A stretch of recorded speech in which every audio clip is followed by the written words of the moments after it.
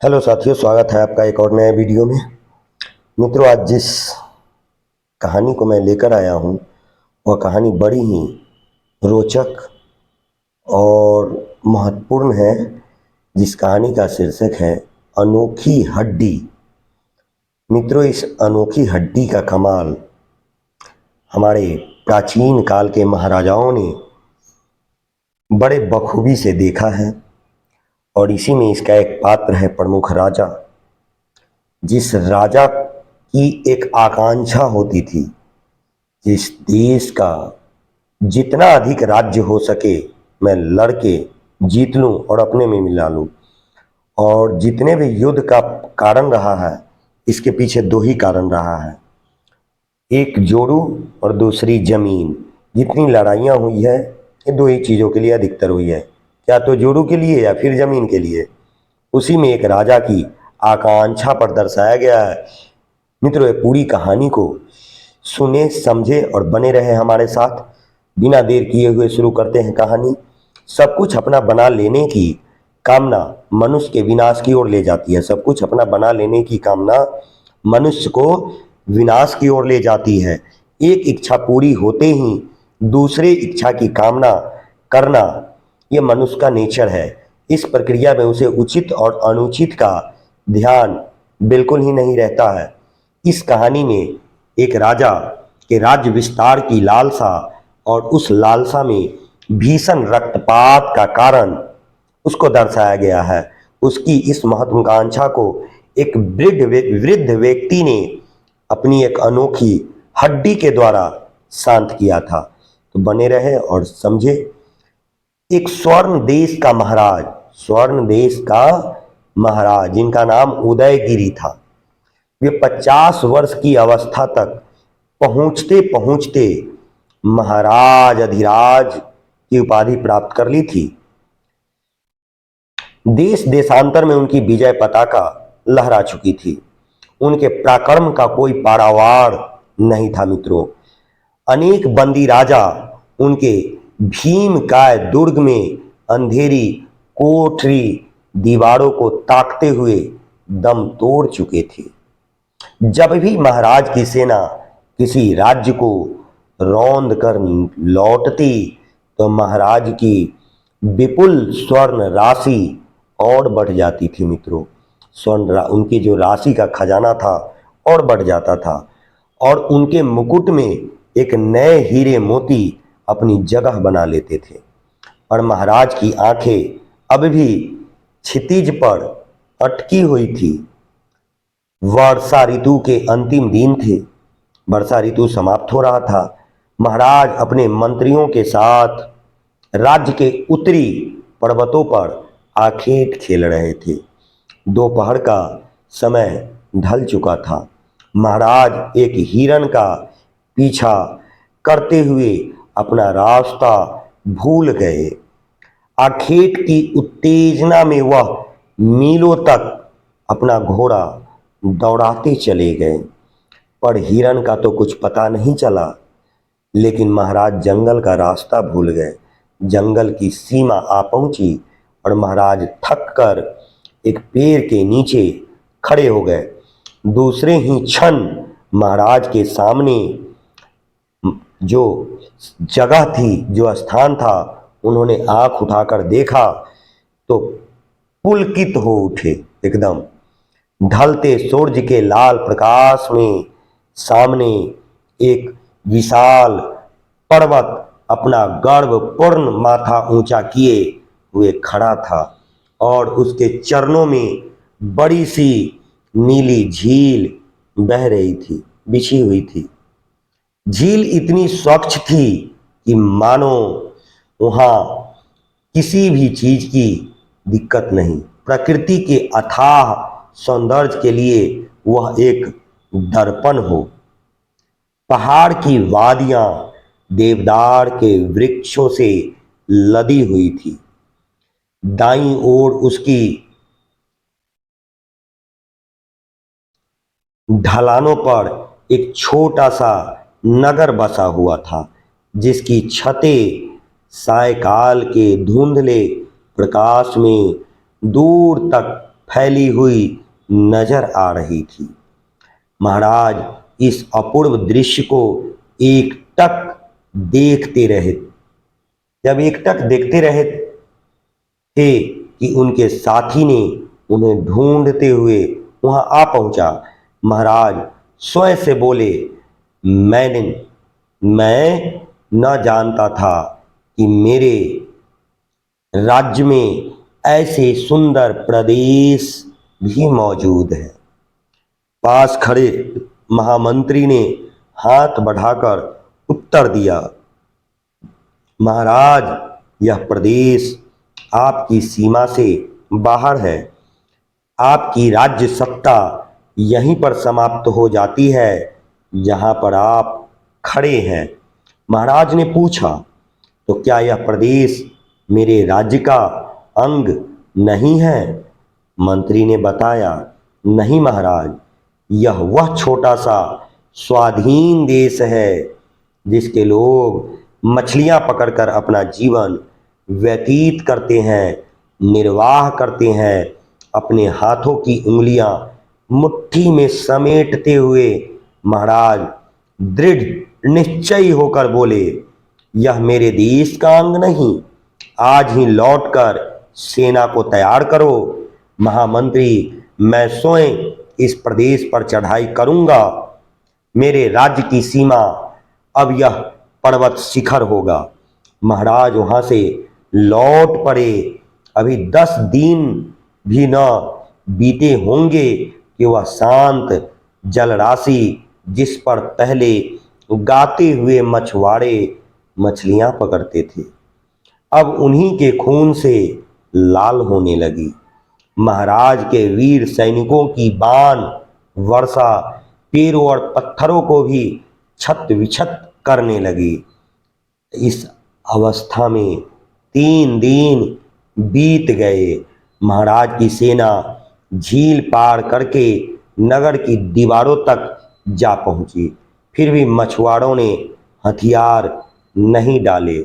रात के वक्त जब महाराज की सेना में विजय का कोलाहल होता तो वहां नगर पर मरघट की सी स्तब्धता छाई रहती। कहीं पर कोई टिमटिमाता दीपक भी नजर नहीं आता। बच्चे, वृद्ध, युवा दिन भर युद्ध लड़ते और रात में अपने मृत संबंधियों की लाशों को ठिकाना लगाते, अपने जख्मों को सहलाते।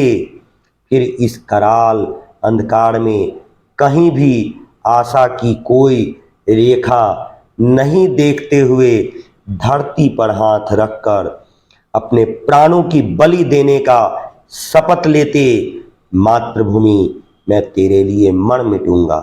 प्रातः काल का समय था मित्रों। महाराज अपने शिविर में नए आक्रमण की योजना पर विचार कर रहे थे कि द्वारपाल ने आकर प्रणाम किया और कहा, महाराज एक आदमी द्वार पर खड़ा है, आपसे मिलना चाहता है। पूछे, कौन है? कोई वृद्ध आदमी है महाराज। वृद्ध आदमी है, महाराज कहता है मरने से पहले महाराज के दर्शन की लालसा लिए चला आया हूं।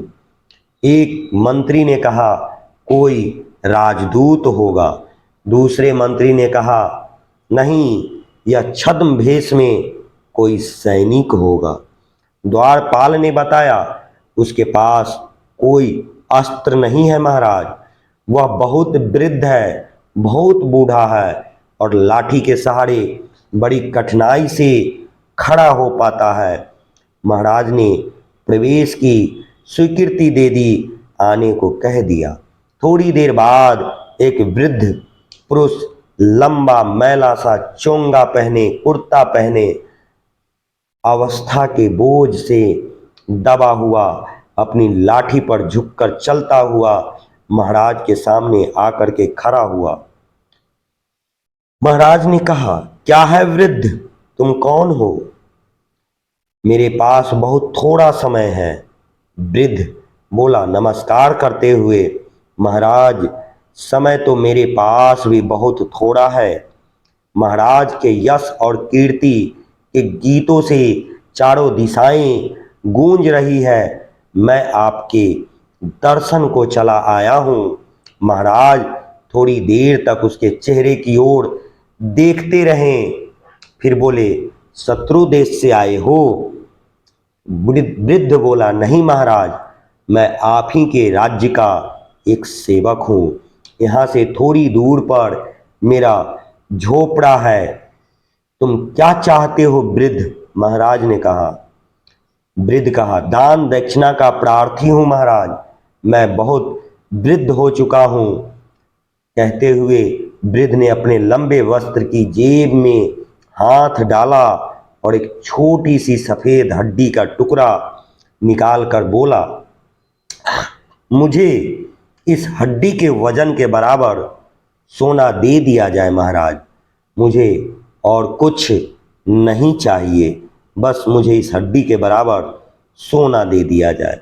महाराज ने हड्डी को देखा। नाखून से बड़ी वह हड्डी नहीं थी। उसे देखकर वे अकस्मात हंसने लगे। वृद्धावस्था में लोग पागल हो जाते हैं, यह वह राजा ने समझा। इस हड्डी के तुल्य तो रत्ती भर सोना भी नहीं आएगा। वृद्ध, और कुछ मांग लो। मेरे लिए आपके हाथ का दिया हुआ कन भर सोना भी निधि के समान होगा महाराज, यह वृद्ध व्यक्ति ने कहा। महाराज ने हंसते हुए तराजू मंगवाने का आदेश दिया और पास पड़े हुए चांदी के थाल में से 2 स्वर्ण मुद्राएं उठाकर उस वृद्ध की ओर फेंक दी। इसके साथ हड्डी को तोल लो वृद्ध। तराजू आया। एक पलड़े में हड्डी का टुकड़ा रखा गया, दूसरे पलड़े में मुद्राएं रखी गई। पर जब मंत्री ने तोला तो हड्डी का टुकड़ा भारी निकला। महाराज लज्जित हुए और फौरन ही 2 मुद्राएं और निकालकर पलड़े में डाल दी। याचक की प्रार्थना भले ही छोटी हो, पर दानी के दान में उदारता होनी चाहिए महाराज। पर हड्डी का पलड़ा फिर भी भारी निकला। महाराज हैरान हो गए और पलड़े में से हड्डी को निकालकर देखने लगे। फिर उत्तेजित हाथों से चांदी के थाल में से एक साथ मुट्ठी भर मुद्राएं उठाकर पलड़े में डाल दी और तराजू को अपने हाथ में लेकर स्वयं तौलने लगे।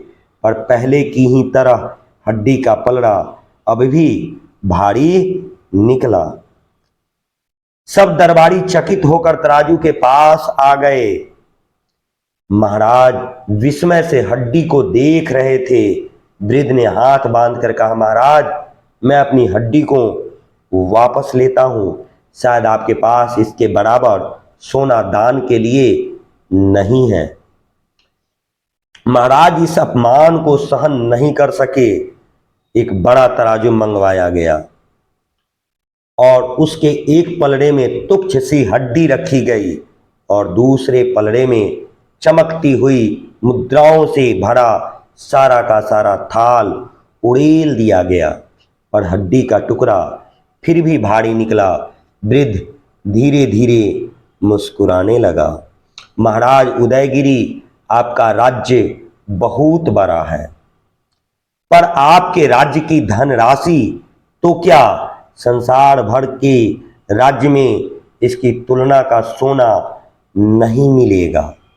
ये बात वृद्ध व्यक्ति ने कहा। महाराज की सांस फूली हुई थी। नजर उठाकर बोले, क्या कहा वृद्ध? संसार भर का सोना इस हड्डी की तुलना नहीं कर सकता? हाँ महाराज, संसार के 7 सिंधुओं का पानी भी यदि सोना बन जाए तो भी इस हड्डी की प्यास को नहीं बुझा पाएगा। महाराज चुप हो गए और एकटक वृद्ध के चेहरे की ओर देखने लगे। फिर धीरे से बोले, क्या बात है वृद्ध, इस हड्डी का क्या भेद है? वृद्ध कहा, यह कामना की हड्डी है महाराज। इसकी प्यास सदा ही बढ़ती रहती है, कभी बुझती नहीं। महाराज विचलित हो उठे और चुपचाप शिविर के बाहर निकलकर झील के सामने आकर खड़े हुए। बाणों की वर्षा अब भी उसी वेग से चल रही थी मित्रों, और झील का पानी अब भी लाल हो रहा था। झील के सामने खड़े महाराज बड़ी देर तक कभी हड्डी को देखते, कभी झील के रक्त रंजित पानी को देखते।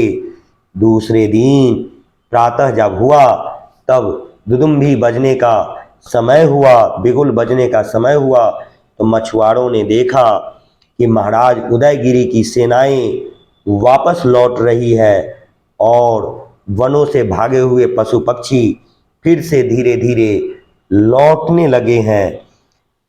कहा जाता है जो मनुष्य की अगर प्रबल इच्छा हो तो कुछ भी असंभव नहीं होता है। वही यहाँ युद्ध में इतना रक्त रंजित करने के बाद भी महाराज उदयगिरी युद्ध हार गए, और मछुआरे युद्ध हारते हुए अवस्था में रह करके भी युद्ध को जीत गया मित्रों। धन्यवाद।